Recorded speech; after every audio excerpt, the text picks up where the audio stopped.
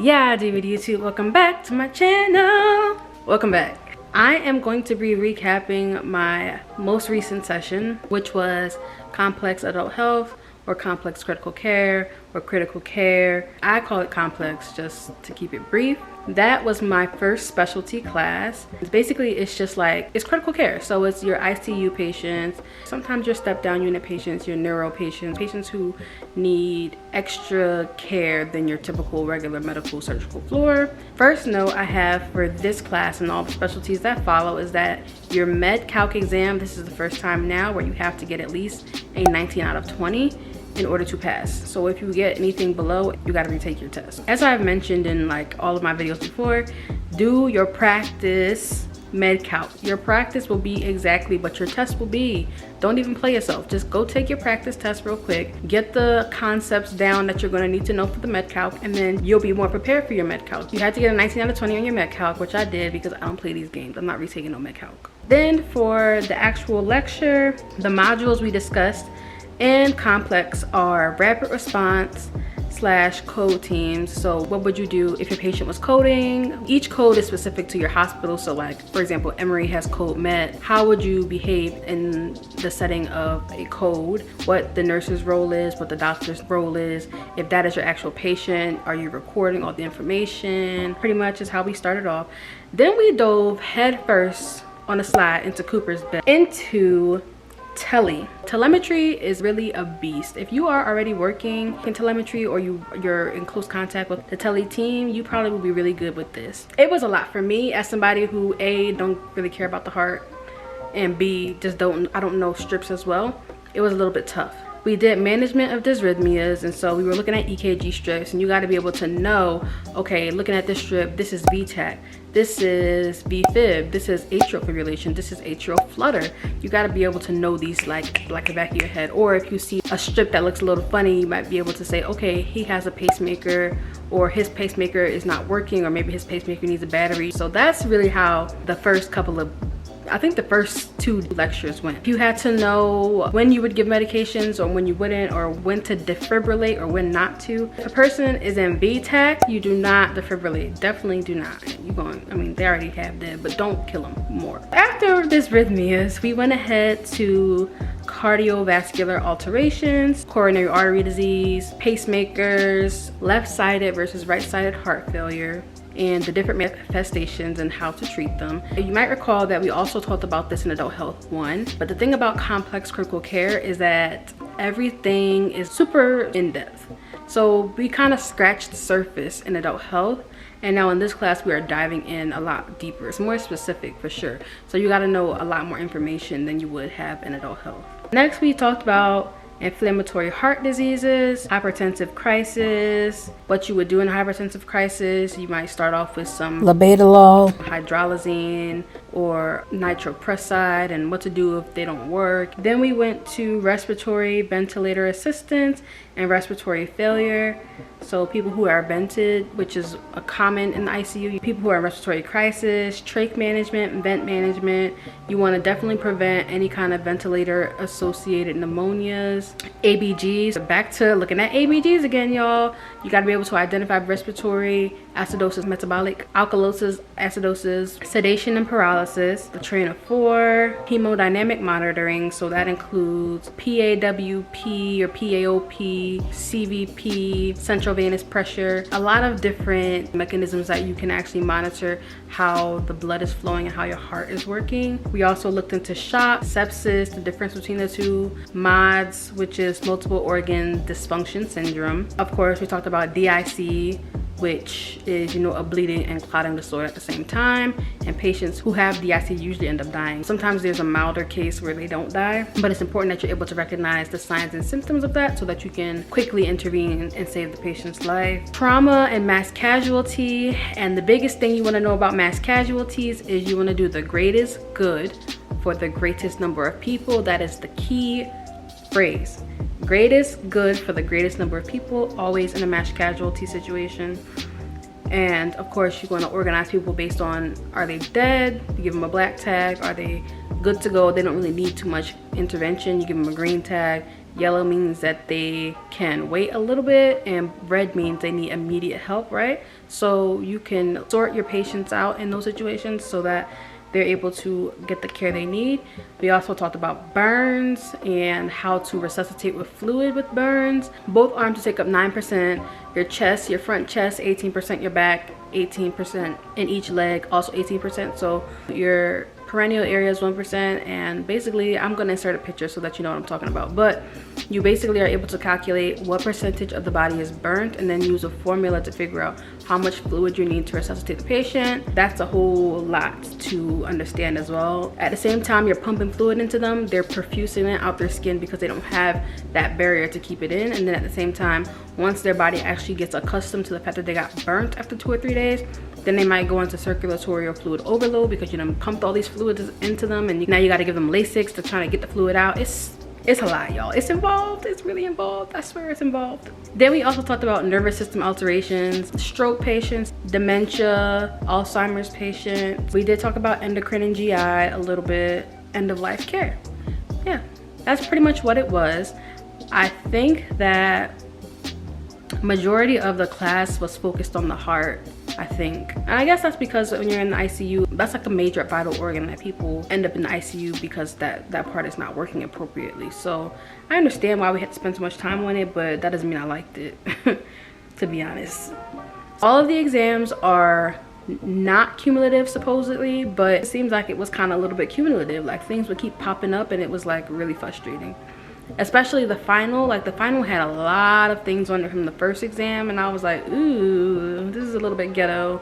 I have not reviewed that stuff properly. I think they say that the final exam is only supposed to be the new stuff and 20% cumulative, but it felt like a little bit more. With the exams, you do get these little study packets that you should complete. I think you have to complete them anyway. And they are not helpful in my opinion for the exams. It's kind of like a forced method to get you to study, but if you don't study via filling out packets, it's really just gonna waste your time, you know what I mean? And speaking of those study packets, this course, this session was full of busy work. And I did not like that because we already have so little time anyway, and you're giving me all of these busy work packets and they are literally all worth 0 points. I think that if some of them had like monetary value, not monetary, but some of them had like values for my grades, I would be so irritated because it's like, okay, I'm doing all of this work. I just spent 3 hours on an assignment for 0 points. Where did they do that at? To be honest, when I first saw that those packets were 0 points, I didn't even do them. But towards the end of the session, I think around week 6, my professor was like, hey, you need to get these done or you will not pass the class. Between COVID and everything, we've been like transitioning back to campus. So this was like the first session that I really had my exams on campus. We would have an exam day, which was either exam 1, 2, or the final, or the CMS, and we would have to be on campus for those. But after you finish your exam, I guess they say to make up for the hours or something like that for the Georgia Board of Nursing, then you would have to watch a brain shark and then fill out like an after exam assignment, which was also very ghetto because I just had this exam. I'm stressed, y'all hiding my grade from me so I can't even focus. It's kind of annoying that I have to go ahead and then do an assignment afterwards, but that's how it is after every exam. Oh, another thing about the study packets that was annoying too is like being forced to complete it, but then after you're done, you don't even get an answer guide to say, okay, did I get this right? I'm filling this out with all of the answers that I think are correct, but how do I know what's actually correct for the exam? My clinical for this session started off being in an ICU. It was gonna be at Eastside Medical Center in Snellville, and then at the very last minute,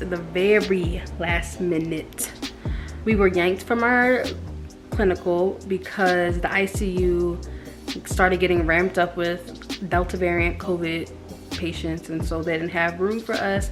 They were afraid of running out of PPE and whatever other excuses they had, I don't know. But I had literally just paid $200 between ACEMAP, Complio, and whatever other thing I had to do to get myself together for that clinical. And they were like, yeah, JK.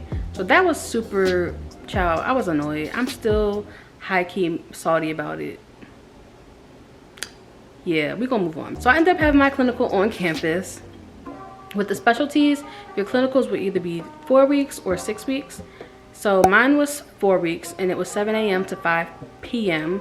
You either get the first 4 weeks or the second 4 weeks. I had the second 4 weeks, and so I was on campus with my clinical instructor, who was super sweet. She was lovely.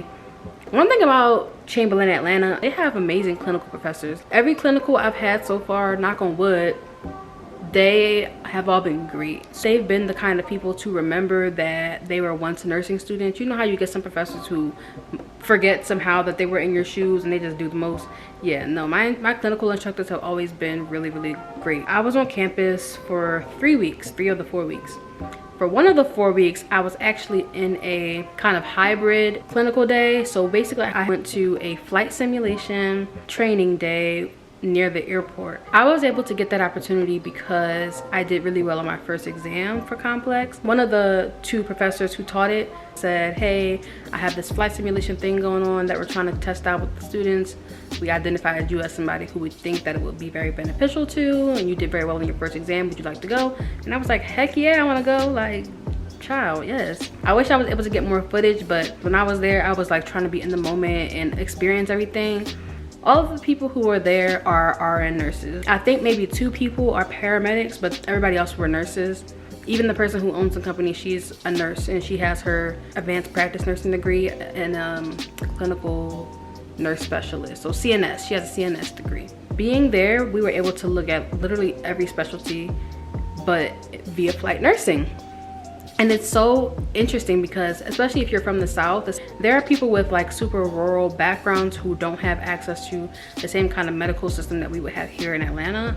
You know what I mean? And they really rely on people like these flight nurses to get them to the care that they need to have. So for example, one of the people that we had shadowed during the day was telling us a story about how he had delivered a baby on a helicopter. He went to get this girl from Alabama, I want to say, and the only kind of doctor they had on staff was a podiatrist, you know, a foot doctor. So when she came in with contractions, he didn't know what to do. He didn't know left from right. He just did not know. So they called the flight team in, and they were going to airlift her out to Birmingham, I believe, which is like a larger city in Alabama. As they're lifting her out, he realizes that they're not going to make it to the hospital because I don't know if the baby was crowning, meaning the head was coming out the pom pom area. Like, I don't know if that's what was happening. Basically, the guy knew that she wasn't going to make it, and he called into his boss, and his boss FaceTimed him and coached him through the entire process, and he ended up delivering that baby. Baby was healthy. Mom started to bleed out, but that was because she already had placental issues. She had like placenta previa or something like that. So mom started to bleed out, but baby was fine. And by the time they got to the hospital, they were able to get the NICU team, the labor and delivery team. Everybody was there waiting for them when they landed. So like hearing those kind of stories is like amazing to me. Like, I never in my life ever thought about flight nursing. It never even crossed my mind, but that's something that I would love to investigate. I do hear that they don't pay quite right, so that might have to be a little dead, but it's something to look into. And also, if you're interested in like flight nursing, they prefer you to be an ER or ICU nurse beforehand, kind of just like CRNA. This is not, but it's basically like an advanced practice type of nursing, so it's really cool. The RUA topic was on a medical device for this class. I did mine on the LVAD, the left ventricular assistive device, and I did it in honor of Denny Duquette in Grey's Anatomy because that's my show, y'all. I know people say, oh, it's not accurate, It's accurate enough. I'll be feeling like a resident when I'm watching. This was a difficult class, I'm not even gonna lie. If I could rate all of my classes, none of them were nearly as difficult as this one. And it's not even the amount of content, it's purely the level of knowledge that you have to know about stuff. The patient's having a seizure, so I'm gonna give them Ativan to help stop status epilepticus. So I gotta know the mechanism of the seizure and why is the seizure happening and what is it doing to the brain, and how is the brain being affected going to affect other systems in the body, and how is it connected to the kidneys. And you got to constantly make sure that you are monitoring multiple systems at one time. I think that is what was most difficult, is that you have to learn how to multitask your thought process, if that makes sense. And that's really the key. In addition to time management, of course. Especially like our professors, they're really interactive. They will call on you to explain why something would make sense or would not make sense. I will say, like, my biggest advice for this is once you start the class, look up your YouTube videos on those topics of the modules before lecture. Once you're in lecture, you might feel kind of lost. Do not get to lecture and be on a blank slate. Have your questions written down on the side and be prepared to follow along and answer questions. The CMS in this class is adult health. And that was like one of the main reasons why I'm so happy I had complex right after adult health. And so I had adult health like kind of fresh in my head, but not really, but fresh enough. But my class was mixed. I had people who had just had P's, people who had just had med surg like me, and people who also had just had mother baby, and one person who had mental health. So everybody was like coming from different parts. But back to the CMS, it's adult health. It wasn't too bad. I got a level 2 on the CMS for adult health. It basically felt like my adult health final. That's really what it felt like. I did use a little bit of adaptive quizzing, but not as much as I wanted to because I just did not have the time this time around. Between work and, I mean, going out a little bit. I was going out a little bit. I just did not have enough time to review like I would have liked to, but I felt like the topics that I knew in adult health were pretty strong. So I didn't feel like I need to do as much review as I did with pharm. As far as the pre-CMS quiz, they call it the Socrative learning questions. It's gonna be like 20 questions that the professors pick from the reports that most students got wrong, and then you're gonna get a quiz on that. So that's pretty much it for this class. On a scale of 1 to 10, if I had to rate the difficulty of a complex, I would say it's a 7 out of 10, which is the highest of all the other classes. But people say pharm is very difficult, but for me it was not difficult. But if pharm was difficult for you, then this is gonna be difficult for you too, this class. I think that's all I got for my complex adult health review. It's definitely one of my favorite specialties for sure, even though it's the only one I've had so far. But I just know that I like critical care, so I've been all in from the beginning. If you have any questions concerning this class specifically, go ahead and write them down below and I will be sure to answer them. Also, one more note I want to say is this is a class where your professors, I feel like, try to help you as much as possible. So they'll post your PowerPoints and stuff, at least on the Atlanta campus. And so I never read the book. I didn't even purchase the book. I don't even know what the book was. Maybe it was Lewis. All of the exam material came from the PowerPoints. So I studied the PowerPoints, but you really gotta know all of the information that is there for sure. And make sure you understand how the information makes sense. So if you gotta look up YouTube videos or whatever to understand why the information is what it is, definitely do that. Don't even waste too much time reading page for page throughout this course. You wanna like spend more time, I feel like, focusing what's on the PowerPoints. Okay, look at more.